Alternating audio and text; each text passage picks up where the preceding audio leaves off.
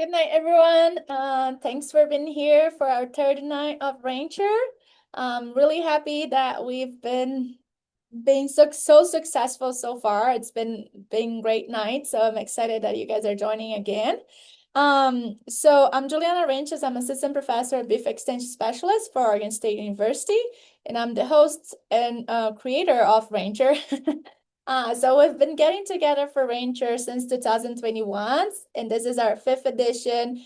And as I mentioned the last few nights, we changed things a little bit, and for this edition of RancHER, we actually adding a little bit more conversation with our speakers to get to know them better. So tonight we actually have Dr. Kacie McCarthy. So hi, Kacie. Thanks for being here.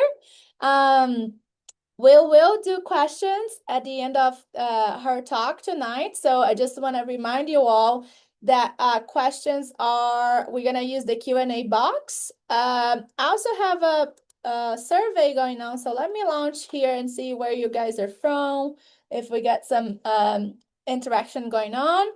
And so questions on the Q&A box. We're going to do a prize drawing at the end as we did the previous night. And let me see. I think that's basically all the questions I have or guidelines, reminders, whatever for tonight. So it's my pleasure to have you here, Kacie, tonight. I'll go ahead and read your bio so we have a little bit more background on you before we start our conversation. But so Dr. Kacie McCarthy is a beef cow-calf specialist in animal science department at the University of Nebraska-Lincoln, where she began work in January of 2020.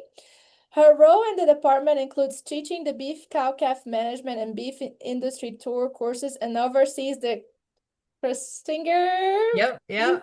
the Beef Industry Scholar Program. Dr. McCarthy Extension Outreach Program focuses on nutrition and reproductive interactions that impact cow-calf production, which includes interest in both fertility, development, and management, heifer supplementation and development systems, and applied reproductive strategies for cow-calf operations.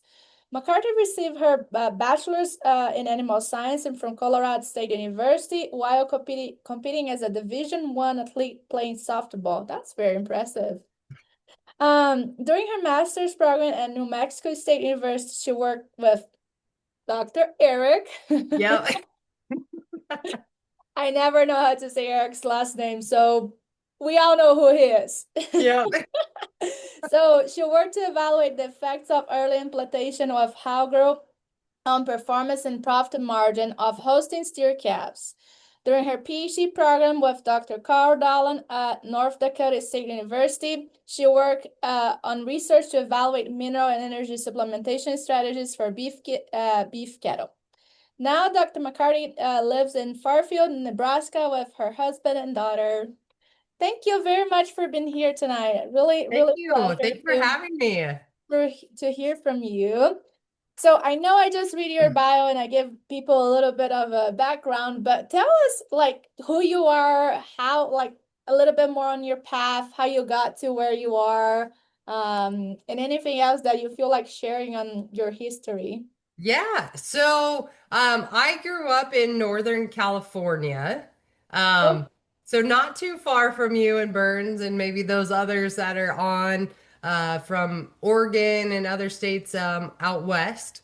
I just lived, my parents still live in Shingletown, which is just outside of Redding. okay. So a couple hours from the Oregon border, a couple hours from Reno. And so I grew up, I played three sports in high school, heavily involved in 4-H. Right, we get done with fair, showing cows and steers and head down and play softball in the summers. I was a pitcher. I grew up doing sports, our family sports and livestock at home. I have a history of farming and ranching with our family Mhm. and really got started in developing kind of my own Angus and Sem-Angus cows and just loved right picking out bulls, really thinking about those maternal females that we were developing. It really fit right our environment, which right we got all seasons and it's a little different out Mhm. west to where I am now today, right in the Midwest. And so really, softball took me to where I am today, which I really appreciate those opportunities and those doors that opened because of softball. So, like you mentioned in my bio, I played softball at Colorado State. I was a pitcher there. And while I was there, I tried to get involved as much as I could in animal science. We were gone all the time.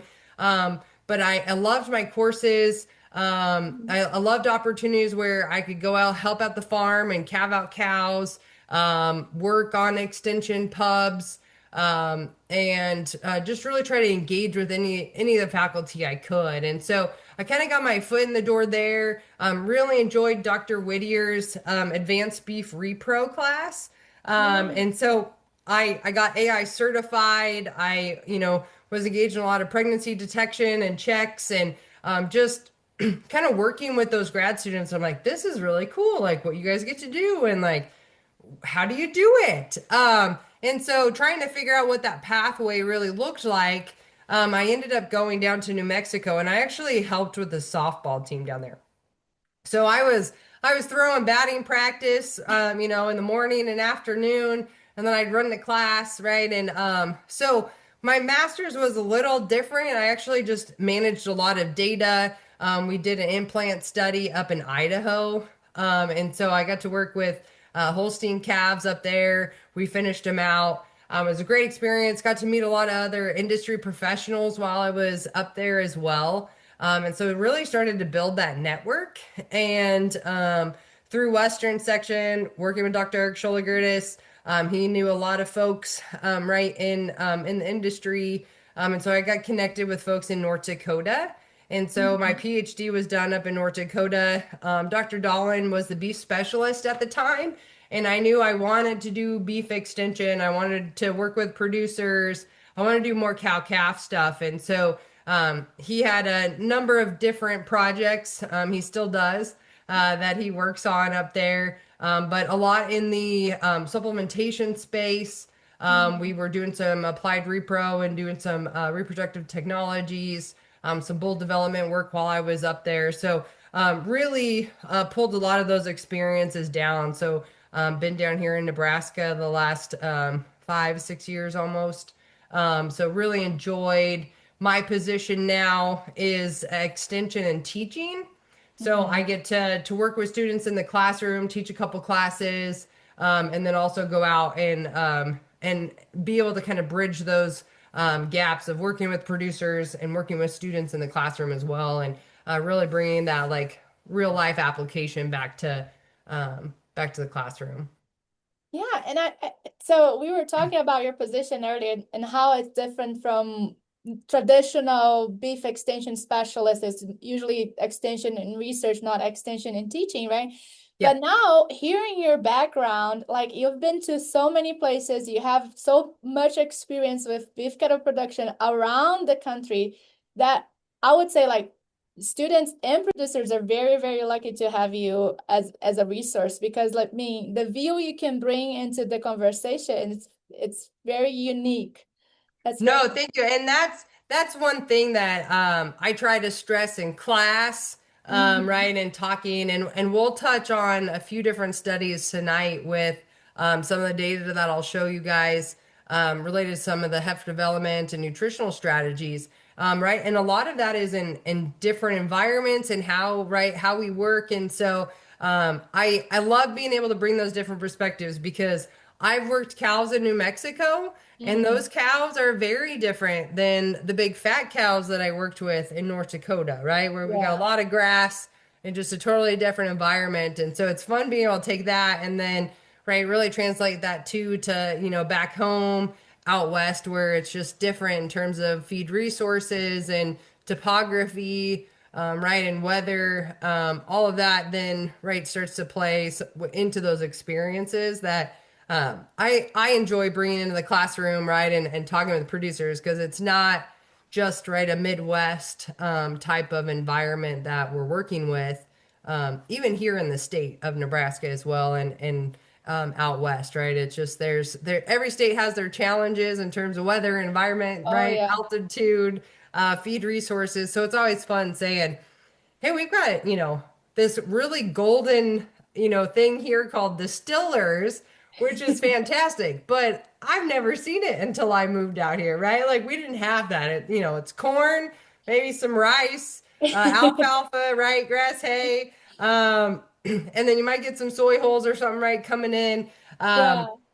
but very different compared to some of the other commodities and opportunities, right? Sugar beets, and you get just a plethora of some other things that might not always be something, right, you're thinking about Yeah. as But I think it's nice to be able to mix and match, right? Like you get yeah. this knowledge from this place that nobody ever heard about it here, but it might make a lot of sense. Like the DDG you're just talking. I use a lot of here, but I guess before me, people didn't use for research that much.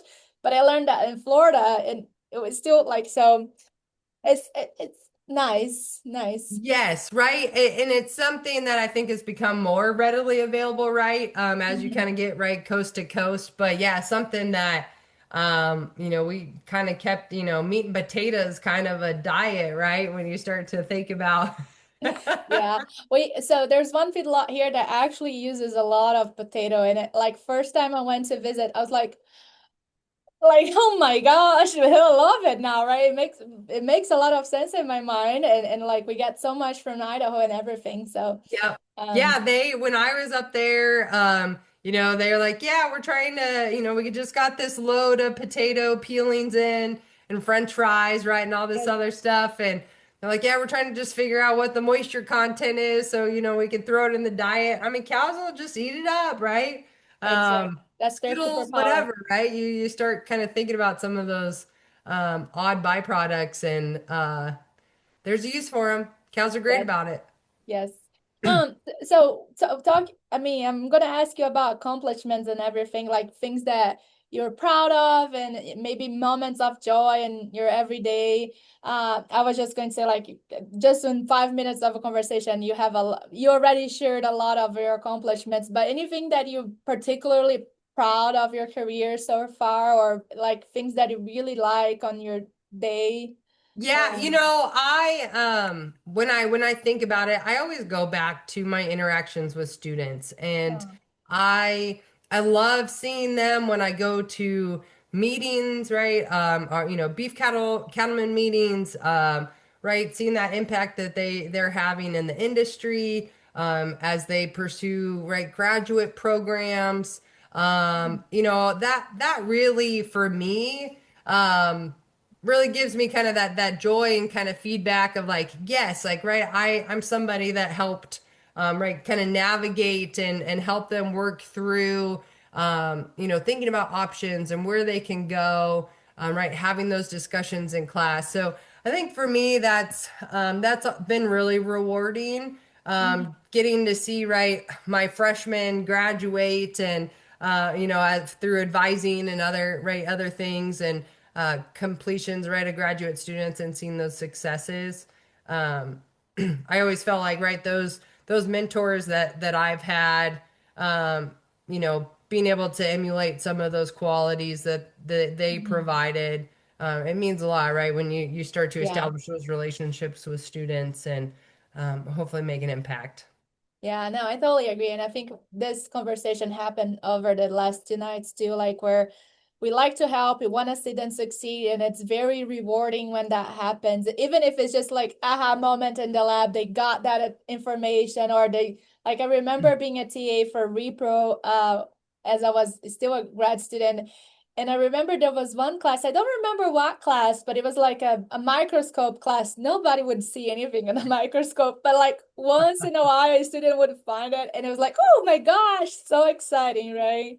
So Right? Yeah. Oh, let me get my eyes, dialed in here. yeah, so like that's like yeah, there's no price to that. That's really nice. So like on your day to day, do you have any skills or like any mindset or a role model that you look at after like to guide you through your path or anything like that? Yeah, I when you sent these questions out, right, you start to really think about the impact and right the people that were able to kind of show you just right those opportunities. And when I was in undergrad, right? That's really where a lot of that started was my coaches, right? And that support on the field. And Mhm. I mean, I go back for alumni weekends, and my coaches still have, just that network of support, right? And being able to believe in you, right? When things are challenging and push you when stuff is hard. But know that, right, there's great things in you, right? One big accomplishment. I mean, I was Mountain West Pitch of the Year. I, worked My hard. God. We took our team and really turned it around when I transitioned and transferred out to Colorado State. And so like that for me, just having that support that people, right, can believe in me, work hard, right? Your teammates are working hard. And so, right, I take a lot of those qualities, right, into my everyday kind of working environment and working with groups and right wanting to contribute and there's a lot of teamwork, right, and group work that you're doing. It's not just solo work all the time. And Yeah. so knowing that, how to manage people and think about right different personalities and manage your time, right, and be productive. So those were a lot of things that I really took in, and then those experiences too, right?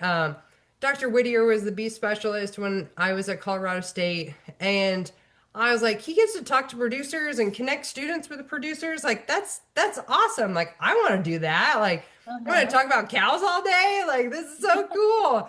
And so how do you figure that out, right? And so I'd say, my mentors, my colleagues that I've worked with, I pick Travis Mullenix's brain all the time. He's at Oregon State now, right, and some other colleagues, in Wyoming, Shelby Rosasco, right? We go back and forth of, hey, like I'm doing this in class, like does this make sense?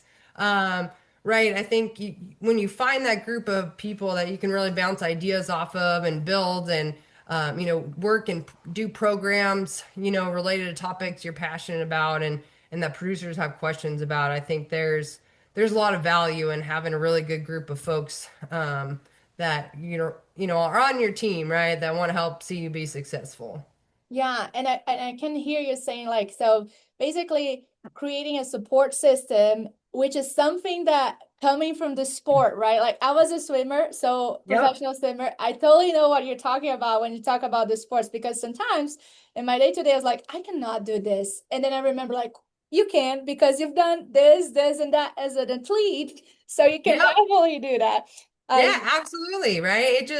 It's another kind of experience, right? That you can kind of that notch on your belt of like, I can do hard things, right? yes, yeah. And work through stuff. And I know I've got support to continue to push to make me and them better. So yeah, no, absolutely. Yeah, I always tell that to my students, like you have to do hard stuff because then you know you can do hard stuff, and then all the other hard stuff becomes easy. Um, Yep. Yep. and like you said about your coach, I go to Brazil once a year, and most of the time I'm there, I go visit my coach too, just because like I need like a life, like give me some like something to keep going. Uh, Right. Yeah. Just that kind of get that energy back, right? Kind of yeah. that good restart. Yep. Yeah, and I'm very good friends with my teammates still now. We get to see each other every year. It's like I think everything you learn at early age is like all the discipline and the resilience as an athlete that I do bring it to my work today. And I think it sounds like you're the same and like building that, support system to keep going, right? Yeah. So do No, hard absolutely. things. I mean, I think that's huge. In any capacity, right, for Mhm. success. I think that makes a big difference.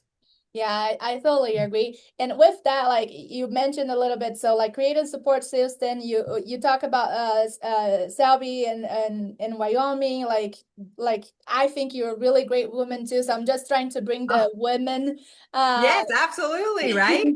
type of thing, and then and like thinking about like the challenges. Have you any time like suffer anything like, that you feel like it's, this is happening because I'm a woman or something like that? How you, if you did been through situations like that, how you like got out of it or let it Well, go? right, like so I think when you think about the industry, right, and how demographics have changed, and even right in the classroom as well. Yeah. And so opportunities, right, um to see yourself right as somebody successful in that type of position, right? Like when Mhm. I think about beef specialist, right, back in the day, it was a lot of older gentlemen that really paved the way, Yeah. right, in that space, and beef cattle, extension and lots of different areas.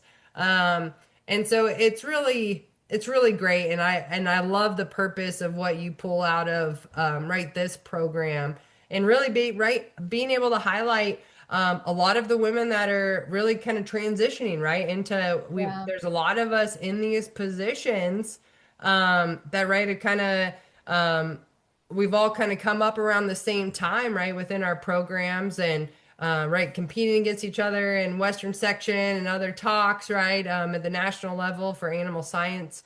And so I think, right, just kind of establishing that as, yourself as that knowledge source.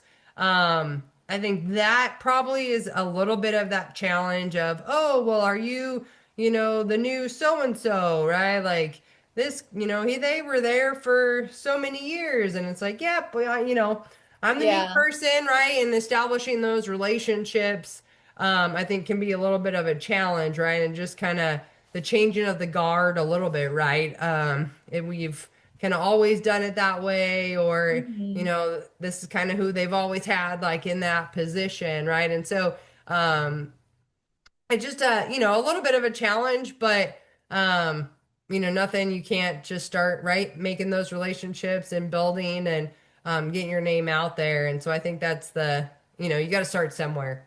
Yeah, yeah. I mean, there's always a little bit resistance to change, right? Regardless of what type of change. So I think that's natural. And you made me think about something like you said, beef cattle specialists around the state, the country. And you're right. There's a lot of more, I guess, maybe female in that position right now than it has been in forever. So we are having a change on demographics. That doesn't mean Yes. that things are we still like there is some challenge soon, but we're changing, right? So that's Yeah. that's great. No, That's it great. really is exciting. You start to look at right the folks in those positions, or right, previous instructors, right, that you've had, and right, you start to see kind of that shift. And so it's great to know that you have that potential to make that impact on undergrads or producers or somebody, right, Yeah. to know, hey, you can take a roundabout way to get here, but still be successful, right? And make an impact, um, and use those experiences to your advantage. Yeah, that's a really good point. So and what about so like thinking about we're talking about academia earlier today that it can be challenging. Sometimes it's difficult to keep on track. I think we did touch on that a little bit earlier in the conversation too. But like, how do you continue to be motivated to grow, to continue on track of what you want to accomplish? Like maybe some sort of a, uh, any advice that you would like to give to students or anyone that's hearing us? I actually forgot our survey here, but we do have quite a bit people from the west of US, few people from outside of US. Majority of people listening to us today, it's actually producers. We have a few students, Great. people in extension research, but like more on the if there's a how do you keep on track with uncertainty, adversity, and maybe like giving a view for producers and for students too. I know those are two different things, but you know Yeah, what I'm right. asking. Well, I think it really goes back, and I think Ruth might have touched on this a little bit last night, is right. What brings you joy? What do you enjoy? Mhm. Right. And so identifying those areas, right, that you're passionate about, right? If that's I enjoy helping and working with people, right? And going out and having those conversations and learning about those issues or challenges, right? And problem solving, right? What are Yeah. ways, what are strategies? How can we help you, right? Be more effective, right? And at the end of the day, then more profitable, right?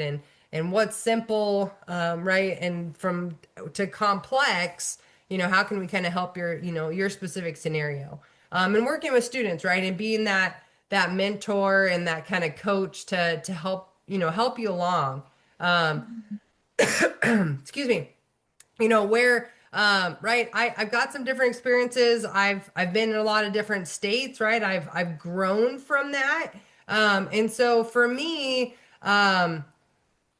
get out of that zone a little bit, right? Yeah. Take the chance and go, right, go out state, go learn from somebody new, go look at a different system. um you know uh Thinking outside that box and being a little different is okay. And so I think you can learn a lot, right? And or then bring something back to the operation, right? Yeah. Hmm. Yeah, I think those are really good points. Like I'm a big fan of getting out of the box and getting out of the comfort zone. So I think those are really, really priceless advice for sure. Yeah. Um, so kind of like getting towards your talk now, one thing like thinking about helping people, right? Like we all like to help and want to see them succeed. So what is one thing that you want people to get out of your talk tonight? Like one, if there was one take home message. Ooh, so so especially when we think about Or young both. females, um, it's not one size fits all, right? And I think that's the fun thing when you start to think about different environments, different resources. When we, start to think about different strategies, there's a lot of different ways, right, that we can make something happen. But at the end of the day, right, our goal is to have a live calf, right, to get that female rebred, Mhm. and right, and keep her in the herd as long as we can, right, to get that return on investment. Yeah, no, So, that. I think that's going to be some of those concepts of how do we do that? What are some different strategies that we can think about, right? There's a lot of different ways that we can impact efficiency and profitability. So hopefully just touch on a few of those strategies as we think about, setting these females up for success. Yeah, and I really like that you come up start with like it's not one size fit all. Like you have to do what makes sense to your operation, to your logistics, your management, right? So doesn't Yep. matter if it works for your neighbor, it might not work for you, and you have to think out of the box, get out of the comfort zone to make it work for you. So I Yep. like that, and I'm excited for your talk. So Oh, um good. I think that's all the questions I had for us to discuss now. Is there anything else that I missed? Or anything else you'd like to share? I don't think so. I think you've had a lot of really great discussion the last couple nights, hopefully added to that, thought process a little bit, as we kind of, navigate those questions and just think about, the impact and the opportunity that we can have to, get somebody to think a little differently or, implement something Yeah, is always fun. no, I appreciate that. Okay, so I'll guess I'll let you take the lead here. You can share your screen and I'll turn off my audio and the video. I'll just like let you know that things are sharing.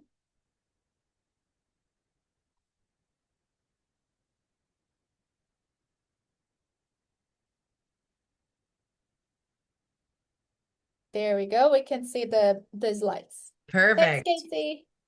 Thank you. Awesome. Well, hopefully, my kiddo was home sick a couple days ago. Sick. I don't know if that's really probably just some daycare thing. So I think she gave me a little something. So I apologize for some of the coughing, but really excited to talk about how we can support our young females as we think about nutritional strategies that can impact reproductive success and overall profitability and longevity of our females. And so we're just going to talk through a few different things tonight as we think about what our expectations are for our females. One as a heifer, and then as she moves through our herd as a mature female. And so we're going to really kind of just dive into some different management strategies as we think about some pre-weaning, breeding, post-breeding strategies related to some heifer development strategies. And then what are some things that we need to be thinking about from a rebreeding standpoint to continue that longevity component of our females, right? We know that these females are right a major investment when we start to think about our replacement heifers. And especially right this year, do we keep heifers? Do we buy heifers? Do we sell heifers? Right, we know that at the end of the day, we've got to set these females up for success. And so, how do we do that? Right, we want to make sure that they're attaining puberty prior to that breeding season. Right, they're calving by 2 years of age. We want to also make sure that they don't have any issues, right? Dystocia issues when they're calving. And so we want to calve without assistance, have a marketable calf at weaning, and then ultimately get that female to rebreed as a first calf heifer. So we're gonna, touch on a little bit of those concepts that really can get us thinking about setting these females up for success early as heifers, what we need to do to retain those females in the herd. Because ultimately, right at the end of the day, these females are right that genetic progress that we have invested in our females, making those management decisions that over the lifetime of that female really can impact her overall performance, reproductive success, and really her overall fertility and longevity within the herd. And so it's really critical to not only really understand some of these management principles that we're going to go through and how they affect our reproductive management and profitability, but also how some of that might impact overall fertility of our females. And then as we think about some of these development strategies, how do we make sure that they remain in the herd? Okay. So this is some research done here out in Nebraska at the U.S. Meat Animal Research Center, where they utilize about 16,000 females. And we're really looking at calving intervals, right, of 21 days, right? So when you think about the estrus cycle, every 21 days, right, we're exhibiting estrus. And so how do we look at that from a management standpoint on influencing our cow longevity within the herd? And so Dr. Cushman really looked at following these females and those percentage of females that were bred within that first 21 days of the breeding season, ultimately remained in the herd longer compared to their counterparts that calved in that second or third cycle. And ultimately, when you start to look at that, so over their 9+ productive years within their calving season, right, they're staying in the herd a lot longer. But what does that look like from a calf performance standpoint? And what we really start to tease out is those females that were having that calf earlier, right? We start to see an increase in weaning weights over 6 calves, right? So here we can see year 1, 2, 3, 4, 5, 6 calves. They've got all these little asterisks. And what we're seeing, right, is an increase in average weaning weights in those calves. And so in that first year, they noted about 133-pound difference in calf body weights in those calves from year 1, from just being born early in the calving season versus later in the calving season. And so when you start to pencil in what calf prices are right now, I was just doing this last week in Wyoming for a talk. And when you're looking at, $4 a hundredweight, that's almost, up to $500 or so in additional, gain weight difference in those calves. And so that can make a really big impact when you're starting to think basically almost an additional calf in their lifetime, more pounds of calf produced over 6 calves. That really starts to add up, especially in today's market. We've also noted advantages, right, with females conceiving early in the breeding season and those impacts on their progeny, right? So their steer calves and their heifer calves. And these are some studies done in Nebraska here, where you start to see some of those advantages of some different development strategies with heifers where they conceive early. We start to see those steer calves having increased carcass and weaning weights, right, and increased carcass value. And then on the other side, those heifer that are out of those females, we start to see an increase in those weaning and pre-calving and pre-breeding weights. We see a greater proportion of those females cycling before the breeding season. And we also start to see that translate into an increase in pregnancy rates of those females, right? Being a little bit older, being a little bit heavier, right? More cycling early in that breeding season. So we start to see some advantages to that early calving, other than just increased weaning weights, when we start to look at how we might need to consider managing these females. Because at the end of the day, right, we want to be able to select females and have some flexibility within our management system. And so when we start to, right, think about the group of females that we're keeping back, that we're breeding, we want to make sure they breed early, but then it also opens up some opportunities for some flexibility within our marketing strategies. So we've got some producers, right, that we're only going to breed for the first 30 days. Anything that fits within that window that's bred, we're going to keep. And then we're going to move those females into a different market.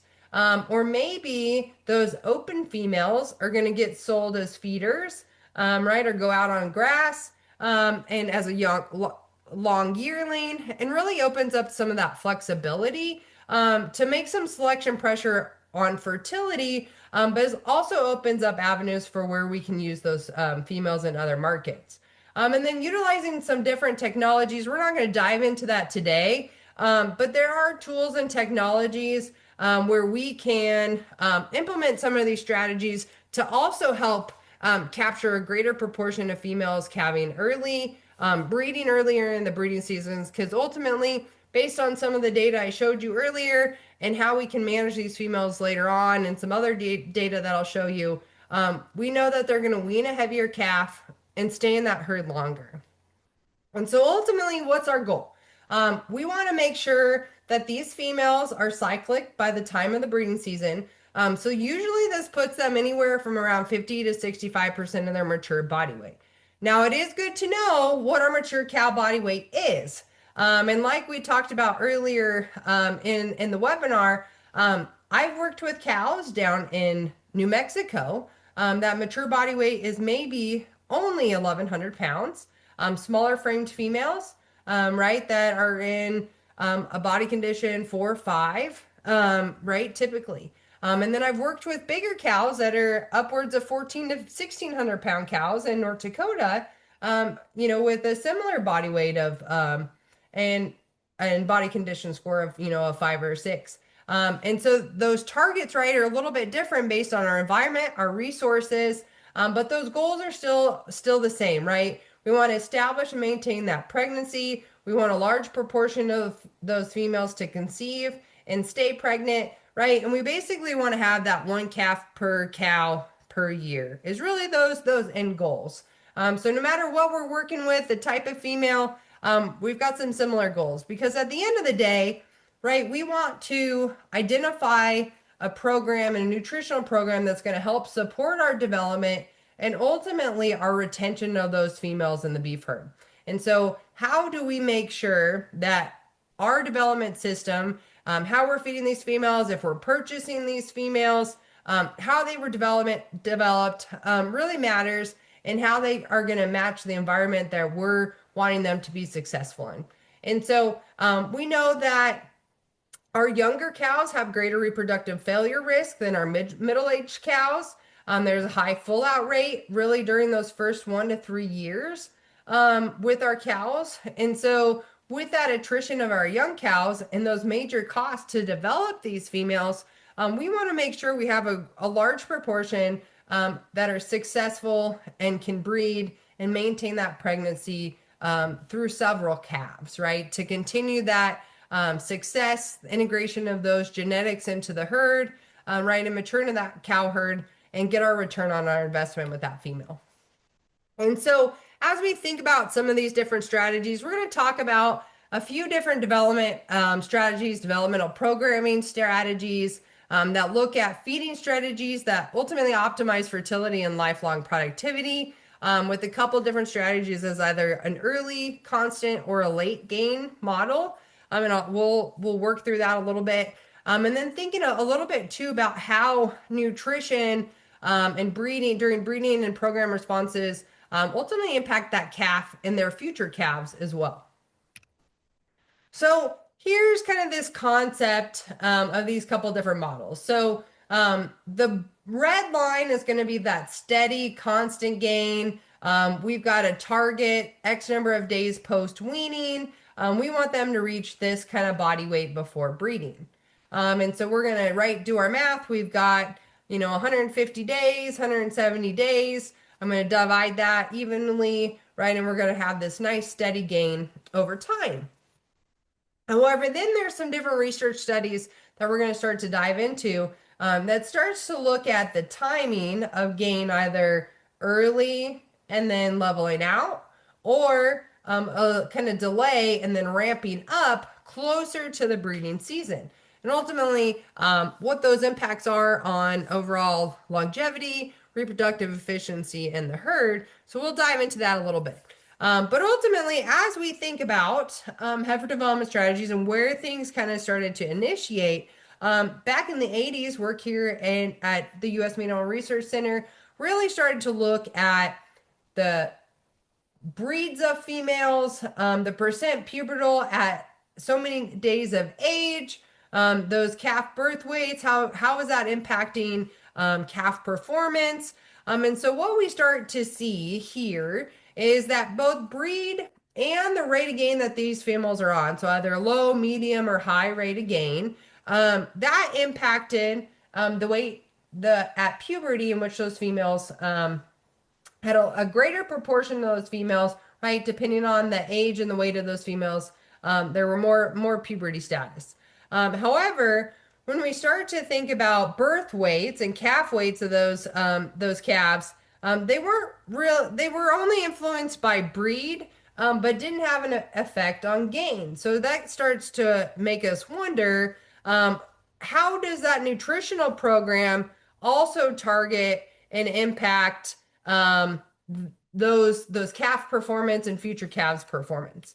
And so that's where Dr. Freetley, several years later, started looking at some of these stair step models where you start to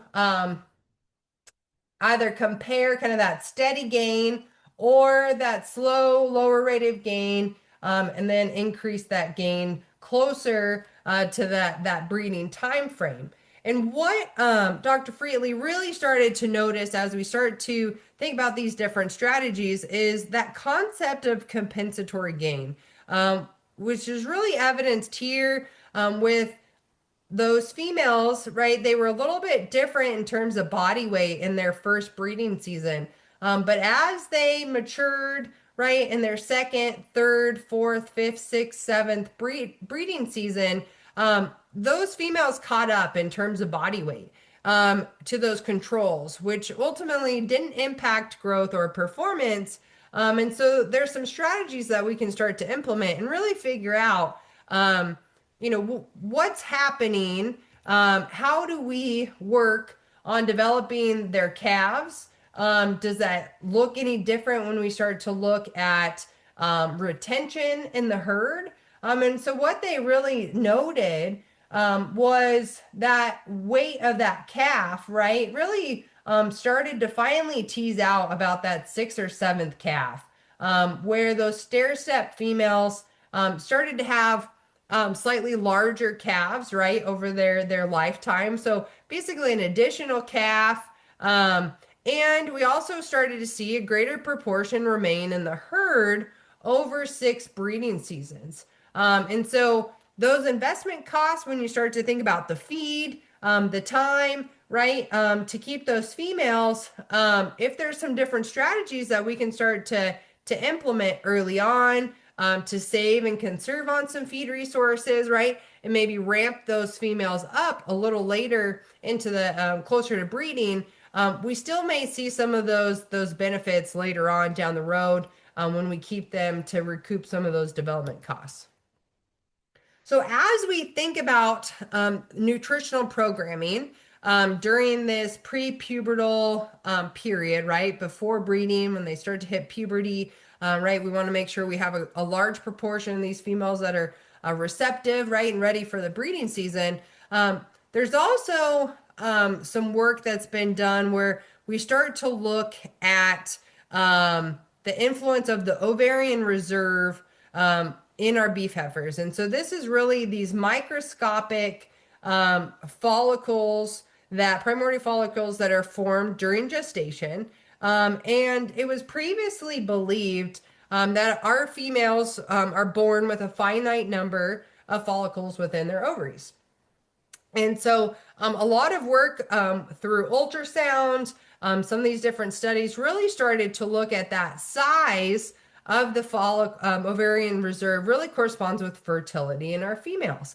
And so how we set them up, how we develop these females, started to highlight some of this programming that was going on with how we set our females up. And so they started expanding on some of this work using that similar model I just talked about with this control and stair step. And what they started noticing was developing these heifers on that stair step kind of compensatory growth kind of growth scheme really resulted in larger ovarian reserves before the onset of breeding, which then ultimately, right, is beneficial from a reproductive standpoint, right, in that lifespan of that female. And so they saw a greater proportion of follicles in those females that actually were developed a little slower and then ramped up closer to breeding. So other studies have expanded on this. Some of these similar kind of high to low rates of gain over right a set period of time where females are either growing a little bit more or a little lower right prior to breeding. And this is a study in Texas, right? So a little bit different using some Brayford females. And what they really noted was their high gain females, right? The age of puberty was reached a lot earlier in those high gains. So it took those lower gains a little bit longer. So another couple months, right, to reach puberty. However, they did see some trends for a greater number of antral follicles in those higher rates of gain females. So then we start comparing some of these different post-weaning nutritional management strategies. And there's just a lot out there that we start to see no differences, start to see some impacts in body weight or percent puberty. But ultimately, at the end of the day, what we're starting to see is we're starting to see similar pregnancy rates, regardless of if those females were managed in extensive systems, maybe lower input systems, higher or lower rates of gain. So it really starts to get us to wonder, does it matter?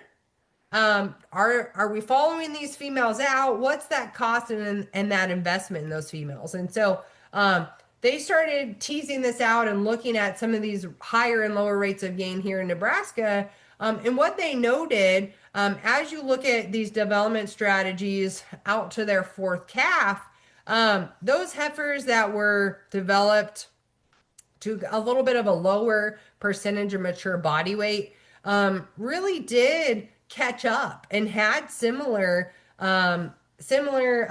pregnancy rates compared to those higher rates of gain females. And so reproductively, they're not getting impacted when we start to think about some of these different strategies. However, when we start to think about environment and some of these other extremes, maybe more of a dry lot or a range scenario, This is some work down in New Mexico where they developed females out on range or in a dry lot, feedlot scenario. You can see they kind of started at a similar body weight in January. And then by May, you start to see this divergence, right? And so these range females are having to get out. They're having to graze a little bit more instead of kind of having that right buffet of feed delivered to them. And what they started to note was those feedlot females had about an 88% pregnancy rate. And those range developed females had a much better overall pregnancy rate. Just being developed kind of in that environment in which they're supposed to be mature cows, be successful. And so they started to follow these females out and really noted that, you know, that where those females were developed, if that was on the range or in the feedlot, they really started to see almost a 20% decrease, right, in retention rate on those females that were developed in the feedlot. And so knowing that, right, nutrient content of our forages, timing is going to be really important and influence kind of that survivability of those females in our herd. And so that's always something that I really think is important when we start to consider the environment in which those females are developed. And then also just thinking about what is that doing to also impact, right, kind of that longevity, our ovarian reserve in these females. So my friend Shelby Rosasco did some of this as her PhD work in New Mexico, taking that similar model from Dr. Freetley with this kind of constant gain, right, or this stair step model, and then also then took some of those strategies from Dr. Molinik's study just previously to this, right, in that dry lot or range scenario. And really what they started to notice was they start to see that increase in the size of that ovarian reserve within those stair step females. Right. So when you start to think about surface count, the number of follicles, how large those follicles are, right, you start to see the SS, that stair step, right, we're starting to see differences compared to some of these other bars. And then ultimately, where we're really starting to see that difference is those dry lot versus range developed, where we start to really think about those implications relative to programming fertility, right, increasing reproductive longevity based on, right, providing more follicles and having, those females being developed to match their environment. One other thing to note that I always think is kind of interesting as we think about developing females in the environment in which, we're expecting them to work and be productive. This is some work in South Dakota looking at heifers that were weaned and developed on range or in a dry lot. And then they were moved to grass following artificial insemination on that first day of the breeding season. And so, kind of give you guys an idea based on the table here, right? They had about 90 females, right? They were pubertal by the time of breeding season. They had, right, conception rates were about 57 for range and 45 to AI conception. And then overall, they're about 88 to 90, which are, right, some targets you want to shoot for in terms of final pregnancy rates. But what we can see on the figure here on the left, which I think is really interesting, is the females in the kind of dry lot here, they lost some weight as soon as they got turned out to pasture.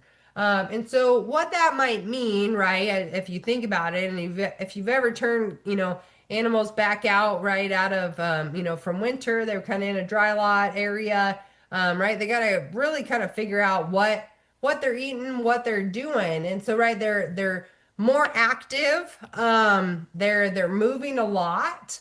And so this is activity and the number of steps. And so, right, when you're in the dry lot, you're not really moving a lot. You're hanging out, you're sunbathing, right? You're kind of soaking up those sun rays, and not really expending a lot of energy. However, females that are right, they're up, they're moving, Out on pasture, right, they're pretty steady eddy when you start to think about steps, days post AI. And so that was kind of where you start to see that decrease, right? They're moving more, they're having to get out, they're having to graze.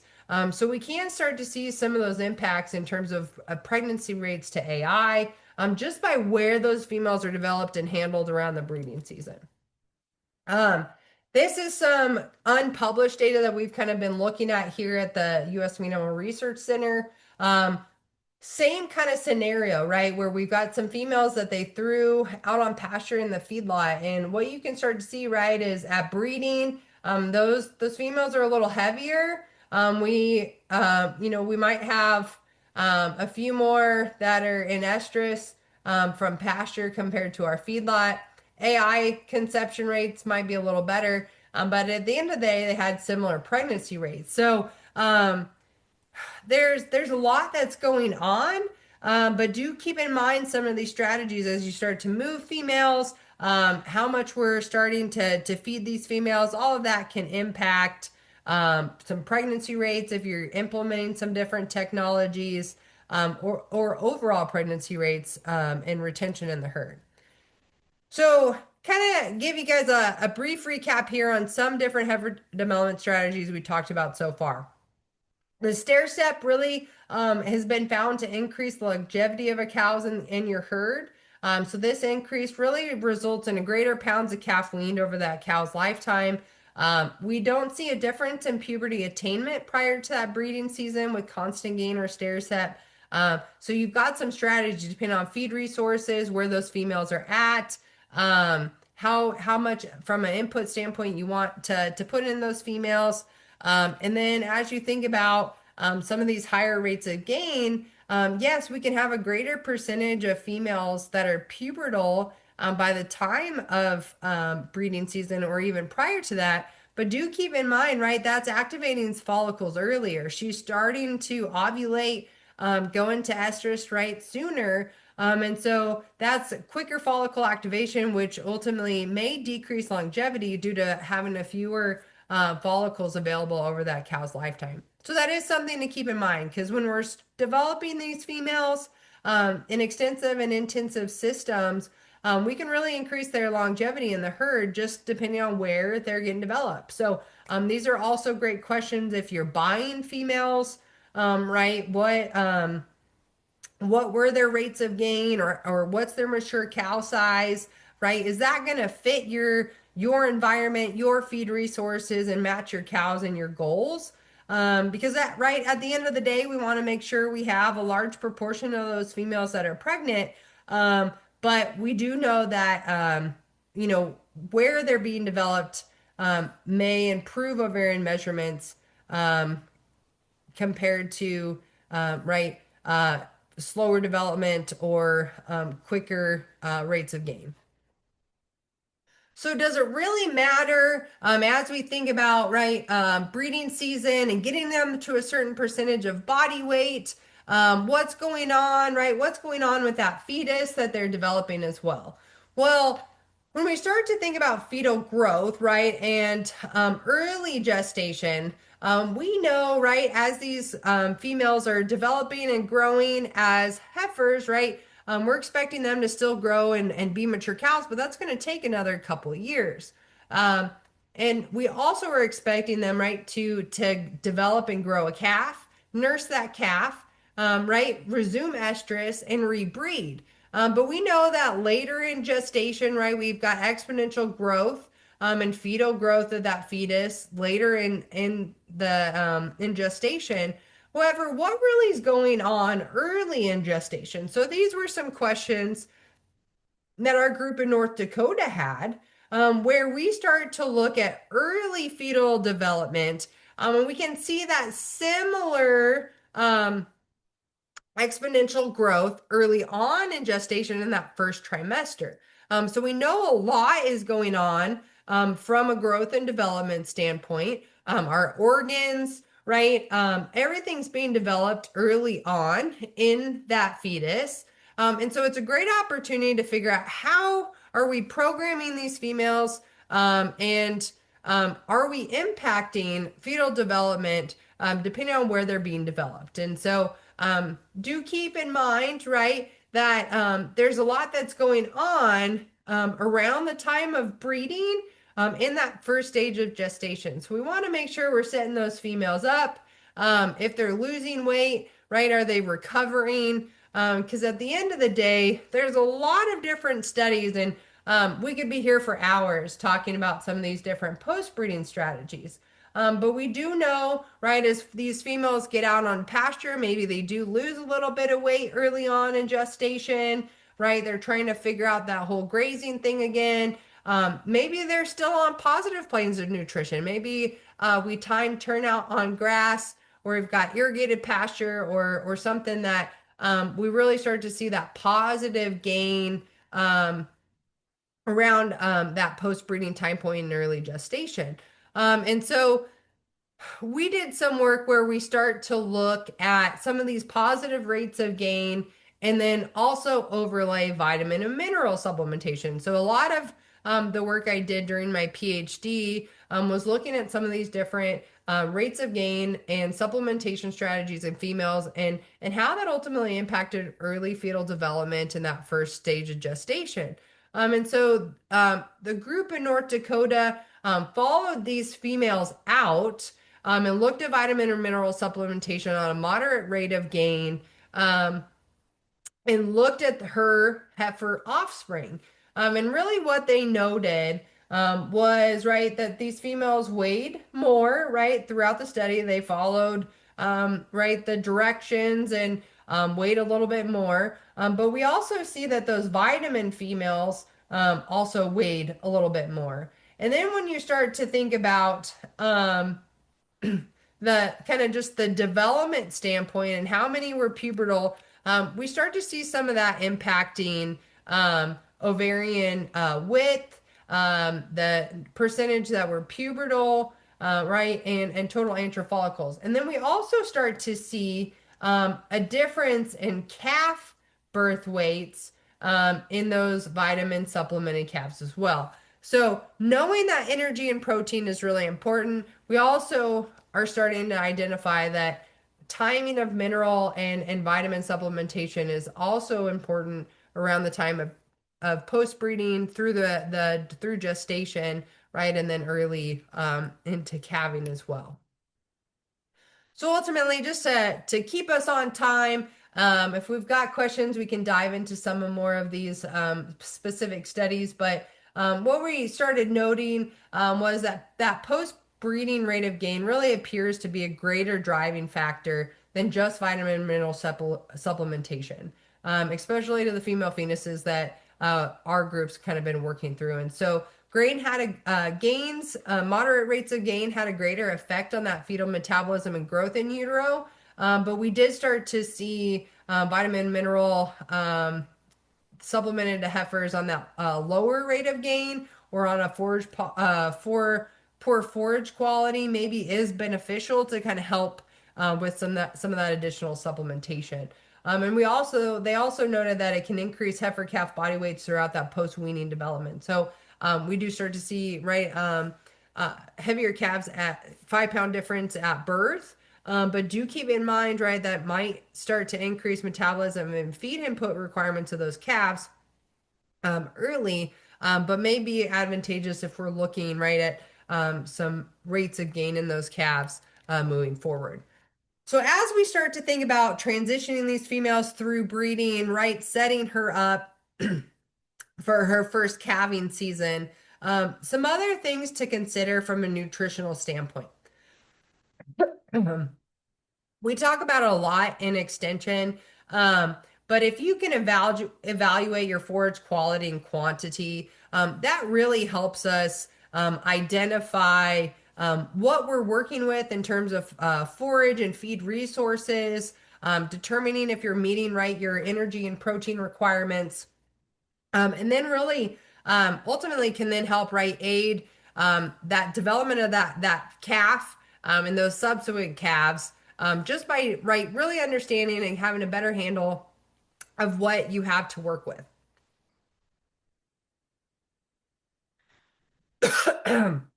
And so as we think about, right, moving through most of our females in a spring calving system, right, breeding in the middle of summertime, right, we're moving through. And then by the time they're at calving, as a first time calver, we're usually shooting for about 85 to 90% of their mature body weight. Now, this usually requires about a half a pound to a pound and a half a day gain until calving. And really, excuse me, maintaining that body condition score of a 6. So we want a little additional body fat reserves on those females, really to help set them up moving into calving and staying on that positive plane of nutrition, moving into the calving season. Because these females, they're going to be nursing for the first time. They're still growing and maturing, right? We want them to raise a calf and rebreed, right? So that positive plane of nutrition, as we start to think about post breeding, moving into the calving season, is going to be really critical. And so if you think about kind of overall nutrition as we transition and move these females, right, we're if we're thinking about some of those stair step dry lot scenarios, right? That's about half a pound, about 3/4 of a pound, followed by an increase of about a pound and a half to 2 pounds per day up until breeding. And then when we have that continuous gain, kind of forage based ration of these females, right, that's usually equivalent to about a pound or a pound and a half a day.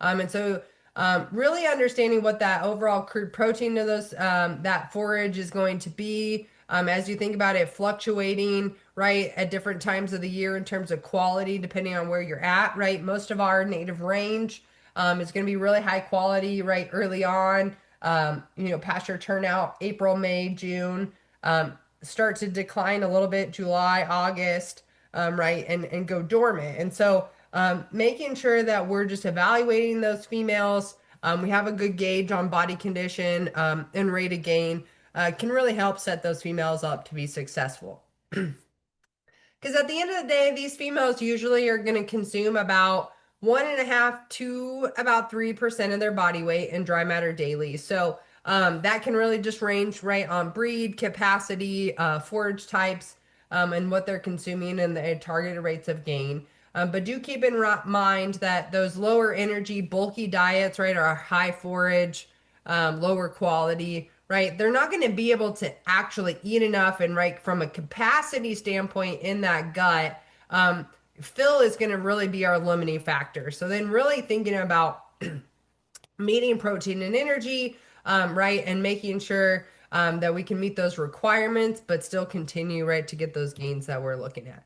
Because at the end of the day, right, when we start to think about their overall nutrient requirements, that's going to fluctuate depending on the time of year. And so when we start to think about setting them up for calving, right, pasture turnout and the breeding season, right, we've got peak lactation we're going to throw in there as well. We want to really make sure that they're matching that environment to help them be and sustain that body weight, right, and be able to meet those requirements for lactation and growth, right, and wean that calf at the end of the day, and then resume, right, resume that pregnancy as well for another calf for a few more years. So as we think about setting these females up, post-calving nutrition, right, rebreeding these females, and really helping make sure that they're resuming estrus and rebreeding well. Now, when you start to look at the date on this, okay, this was quite a ways, a long time ago, back in the 70s here in Nebraska. But I think it really, is a recommendation that we talk about a lot when we're thinking about setting up our 2-year-old females, right, moving into their second breeding season. And so this is working with some Hereford heifers, where they calved in April, right? They lost a little bit of weight if they were on in a kind of dry lot dormant range scenario. But that irrigated pasture where they were just on a little bit better, higher kind of protein and energy you start to see, right, a greater proportion of them conceiving early in the breeding season. And then we start to see that, right, as you go through that 60-day breeding season, a greater proportion, right, with that better quality nutrition, right, out on that irrigated pasture. And really talking about just setting those females up, making sure that right, they're gaining weight, they're not losing weight. They are resuming estrus in a timely fashion, is really all going to be important. And we know that as we think about our mature cows, right? And there's a lot of different research out here as you start to evaluate body condition. And we know that as you increase body condition, right, score at calving, we start to see that increase or advantages then to overall pregnancy rates in our mature cows. And so keep that in mind, right? We want to be in this 5 or this 6 body condition, more so with our heifers, right? Because we know we're asking a lot of them going into their second breeding season.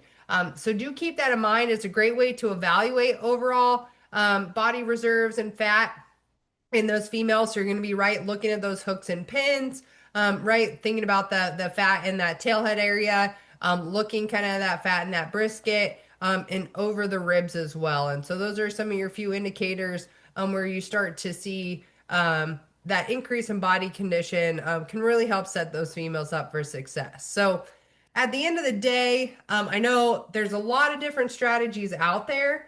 And really, each operation is going to be unique in terms of what they're wanting to do with females, how many females they're actually developing and using, or maybe purchasing.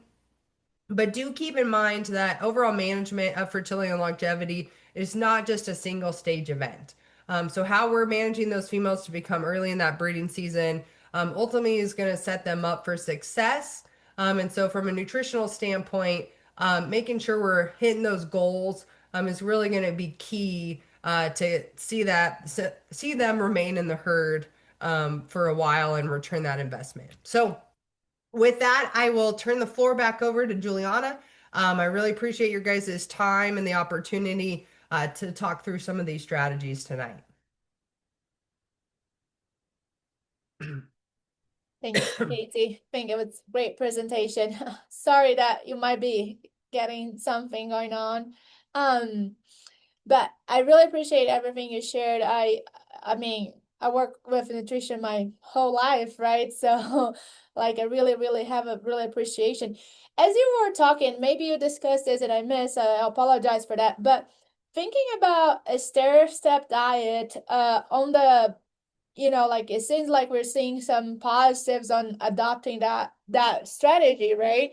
So what about on the financial side? It might be even have a benefit on that side too, right? If you think about strategizing it long term and planning for it ahead, I guess. I don't know if you want to say something on those lines, if you have an opinion, if there's data out there that compares those. I don't know. Yeah, so we looked at some kind of overwinter supplementation here a few years ago with some heifers. And really thinking about what we were seeing was kind of just letting them coast about, 3/4 of a pound a day gain out on dormant range or maybe some meadow. We really could you know, basically see that we don't need to put a lot of inputs into these females. We were getting very similar pregnancy rates, overall body weights, and then ultimately, timing could be very, infrequent, right? When we start to think about protein Mhm. supplementation. Now, energy is kind of a different, right, beast. We've got to do that more consistently. So that might increase your cost there a little bit. Um, Yeah. but really, what we were seeing even with some strategic supplementation, right, is, a bad weather event was going to come in, right? We could go out, we could supplement some additional, right, energy for those cows, right? Maybe that's, an alfalfa bale, right? Or we throw distillers cubes out, right, Mhm. for those females. And so there are some strategies where um, we don't have to supplement a lot or a lot of additional feed resources, and we can still capture those similar gains or lower rates of gain, but still make sure that they're on that positive plane of nutrition and they're not losing weight moving into to the breeding season. Yeah, that's very good. And as you, I think you mentioned earlier, like trying to mesh the environment with your production, right? Like one size doesn't fit all. Yeah. We do have some questions on the Q&A box, and I think we have some on the chat too. So if you don't mind to go ahead and read them out loud, and Yes. then they can Yeah. go. So Wendy asked here in the Q&A box, does calving season vary depending on what part of the country you live in? So yes, great question. So basically for us, here in Nebraska, we've got a pretty unique opportunity with some of our research herds where we have a March and a May calving herd. And so for them, it was missing some of those kind of March, April blizzards. And so they shifted, right, and are more kind of that summer calving. Right, my parents, they've shifted and kind of more a fall calving back home in Northern California. Right, you've got folks that maybe, right, are more on that seed stock side that are calving, right, first part of January, February, right, when we start to think about bull sales, right, bred female sales, right, just having some of those older calves. So really kind of depends on where you're at and what market you're really trying to target with the calves, right, or with the animals that you're selling or retaining. And so I think a majority, right, when you look at the data and survey data, a majority of operations in the U.S. are spring calving. We've probably, I think, I want to say about 30% or so are fall calving herds, but a larger proportion are going to be that spring to summer calving. And some Yeah. folks don't even have a divine calving season, so they're year round. So you kind of got a little bit of everything. Yes. Yes. And That's Wendy, yeah, wonderful. I can put my contact information back up there for you. Um, Or if you sounds want like to you put it wanted on that. the chat. Yeah, Um, we can throw that in the chat as well. Yeah, no, but the calving season is really interesting. Here we do calve at heifers in February, and then in March we calve our cows. Um, but back in Florida, we would be calving November, December. So, yeah, I would say it's pretty different, no, depending where you are. And then there's people that would calve year round that doesn't have a defined strategy. So we do have a question comment on the chat. I don't know if you got that on your side. If you wanna Let's see. I've got, based on your experience, what strategies or key steps would you recommend for someone with a background to strengthen their PhD applications, increase likelihood of securing a position? Um, so someone that more on the student side and wanted to go to yeah, academic. absolutely. No, great question. So when you start to think about, right, applying and looking at programs, the hard thing, right, is identifying programs that do have funding and projects available, right? And right now in this environment, it can be a bit of a challenge when we start to think about resources and projects and funding for students and to bring students in to do right PhDs, masters, postdocs. And so as you think about some of those experiences, I think really thinking about what you bring to the table, those differences, those skill sets that you have, and then those skill sets that you're wanting to learn. Right. And so, what is it that somebody can provide as a mentor? So, do a little bit of background research, right? If there's information, right, on their LinkedIn or right their page, their faculty page, right, a CV, some of those types of things you can start to identify, right, articles and research that they've been involved in, and are they good fits, right? And then having those conversations of what that mentorship looks like, the resources they would have available. I think those would all be something as you're looking at positions, as you're looking at faculty positions, right? What does that framework look like in terms of what you can bring, and what also they can provide to make it a good fit? Yeah, I think those are valuable advice. I mean, we talk about finding joy and enjoying what we're doing. So I think that's another thing. Like, make sure that you're looking for something that will make you happy to, not just like check the box, get when I get this graduate this degree done, something like that, right? Like make sure it matches. Um, so I think we had a few more comments, or thank you and everything. And I do have one more question since you're in. I want to pick on your brain maybe. You did share a little bit on the feedlot and the forage. So what about exercising? We see a lot of more research come in. Do you have a maybe not like don't not necessarily like need to bring the data, but what's your opinion on that? Like, especially now that you're in Nebraska, a lot of dry lot heifers, like compared to range and other stuff. Like, do you have any opinion? So, um, So it right the data is kind of variable when the work at South Dakota right would tell you that as you move those females out right we do see some body weight change Mhm. right some of that increase in activity right as you move out and about.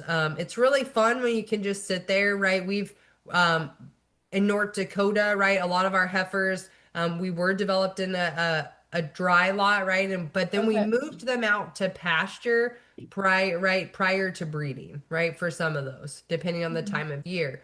So there are some strategies where you can get them acclimated, right, to that environment. Um, you'll start to see some of that fluctuation, right? A little bit more activity, right? They're going to start to move as a herd more, right? And some of those animal behavior dynamics where you start to see some activity, right? And then they're going to lay down and ruminate for a while. So you do see some of those changes in activity, right? And then more so activity when you start to include right estrus response in that equation as Yeah. well, and in breeding season. Um, so I think it's really variable. But again, right, even on the bull side, what we've noticed from a bull development standpoint is those guys that are developed in a heavier body condition, right, they're losing anywhere from 5 to 15% of their body weight in a breeding season. Yeah. And so that's right, that's workload, that's body weight loss, right, and movement and activity. So I think you're still seeing some of those similar responses depending on right the balance of too fat, right, not enough, right, activity level.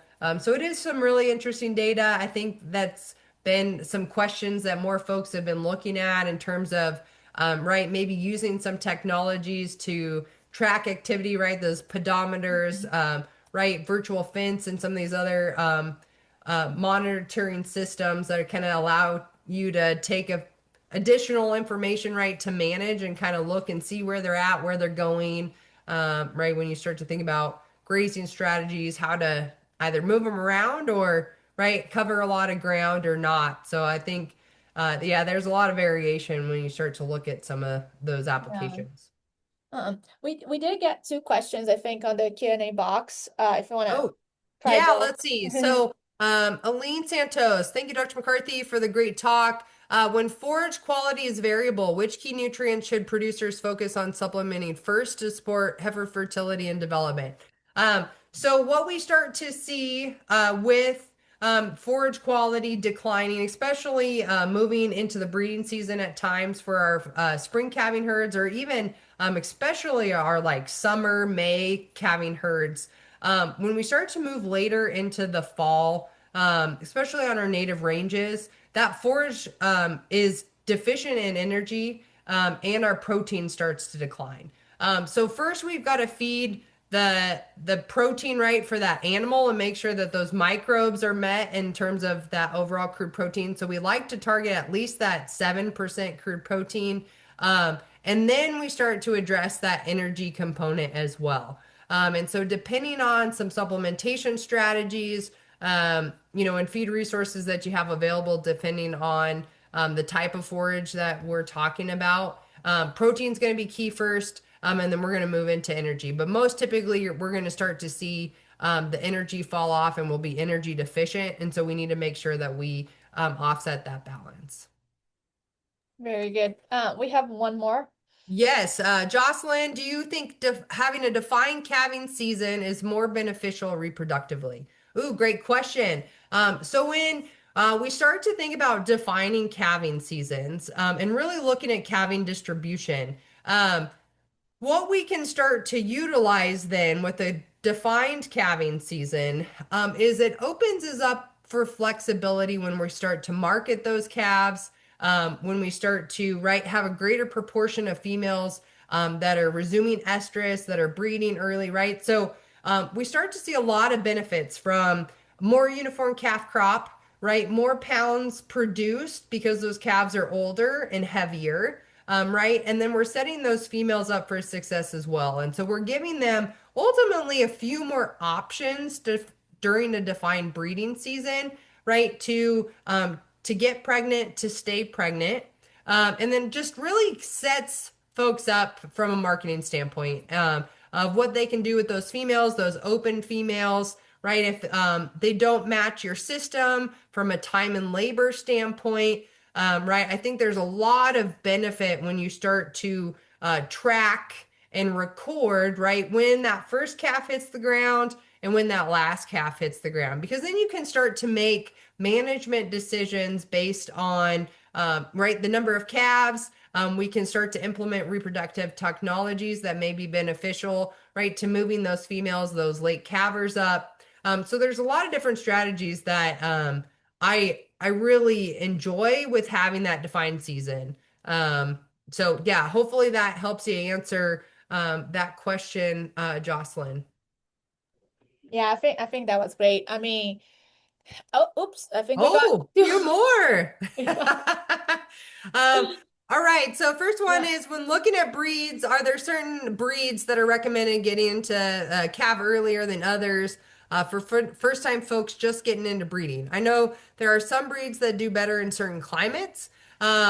Yes. So breeds, some of that right goes back to some of your goals and where you're located, marketing, forage resources, right? Your cow size. So, and everybody kind of has a preference. When you start to think about it, if you're a commercial operation, right, capitalizing on heterosis and crossbreeding is extremely valuable when you start to think about calf figure fertility, right? Just overall performance of those animals, carcass characteristics. So there's a lot of different ways that we can start to look at a particular breed that's going to add value for you. And so I don't have a preference on one, right? Angus is very popular within, right, the US, and very popular when you start to think about using right on dairy, when you start to think about maybe looking at some of those Cavanese bulls, right? They've got a lot of data to help support some of those breeding decisions. But there are several other breeds that have worked on, right, cow size, milking ability, carcass characteristics, that from a crossbreeding standpoint can all be advantageous as well, right? When you start to think about your Red Angus, your Charolais, your Simmentals, Limousine, a lot of really great characteristics depending on carcass quality or maternal ability. All right. The other question here is what kind of supplement do you think is more adequate for grazing cows and heifers, and what's the best way to provide it? Oh, so supplement, right? It really depends. Are you a low input system? Are you a high input system? And what's the quality of your feed resources? So are you trying to graze 365 days out of the year? Or, right, are we bringing those animals in? Do we have hay that's available? First off, right, most of our hays, if we're getting them tested, right, they're usually pretty good in terms of crude protein and energy or TDN, right, when we're evaluating those, as a good feed resource that can match a lot of those requirements for our cows and our heifers, right? And so either from a maintenance standpoint. Now, if we start to tack on, right, growth, or we start to tack on, right, lactation, depending on where we're at, there's, a few things that we might be able to implement. So, where I live in the land of corn, right, distillers and corn byproducts, those are all great resources because they're really great in terms of energy and protein. And so that a little bit goes a long way, especially out here in the Midwest. You start to think about, right, your soybean meals, right, your cracked corn. Those are all other really great byproducts. Cottonseed meal, some of those from bypass protein standpoint that do lend themselves really well in supplementation strategies. Cake, alfalfa, right, every other day, really great protein and energy source as well. So depending on where you're at, I think that's really just going to depend on what you have available, the cost of that protein. So I would really think about breaking down the cost of the protein and energy for those supplements. Even if you're thinking about, right, a lick tub, right, as another option. Do keep in mind the type of protein that that's providing, right? So as a non-protein nitrogen, right? So you might not be getting enough energy out of those tubs or consume enough to meet energy needs. So you do need to keep that in mind. We got one more. All right. Pedro says, considering that a cow-calf operation usually only starts seeing economic returns after the first weaned calf, in which pregnancy do you typically see the animal truly paying back her development cost? And how does balanced heifer nutrition influence reaching that point sooner? Oh, okay. Uh, so development costs are going to vary. And so as you think about some of the economic data that's out there, some of those returns are in 5 or 6 calves to pay her development costs back. In other parts of the country, there was some work in Tennessee that it took almost up to 9 years to pay back those heifer development costs of being right in a higher input system, right? Maybe more of a dry lot system where we're putting a lot more feed to those females. So that's going to vary depending on your feed costs into those females, and really right what the market is looking like for those females as well, right? And so we know if we're retaining more females back, right, that might be a little different in terms of some other marketing strategies depending on overall pregnancy rates. And so ultimately, when you start to think about setting those females up, depending on, right, retention rates are anywhere, right, 15 to 20% for operations, depending on what your culling rate is as well. And so making sure you're keeping a set number of females back that will refill, right, that retention rate and replacement rate. But then also, where you're developing heifers, are you kicking them out on pasture and providing just a little bit of supplement, or do you have to keep them in and feed them? What does that look like? And just being able to really make sure that you're reaching puberty, right? You're retaining that pregnancy at breeding time, right? And those girls are on that positive plane of nutrition. And I think there's a lot of different strategies that can get you there, but those are kind of those major goals.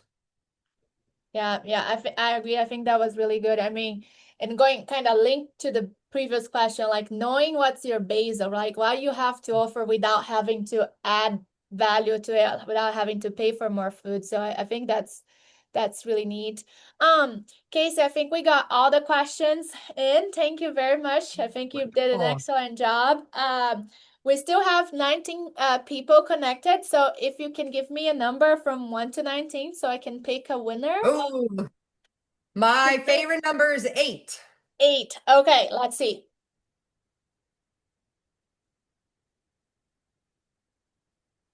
Okay, so pan dettering. I'll email you with the information and that's it. Um Wonderful. Very good. Thank you very much again. It was great having you. And I know Ruth is connected too. So Ruth, thank you very much for being here. I just want to thank you everybody one more time for joining. And I have a lot of, joy of doing this, and I hope to keep doing. So I hope to see you guys again next year. And if you have any questions that or any comments or anything, feel free to reach out to me. And I'll follow, to the speakers, or if it's something I can handle, I'll be happy to. With that, I wish you all good night and thank you very much for being here. Thank you. Thank you for having me. Thanks for all the questions, folks. Thank you.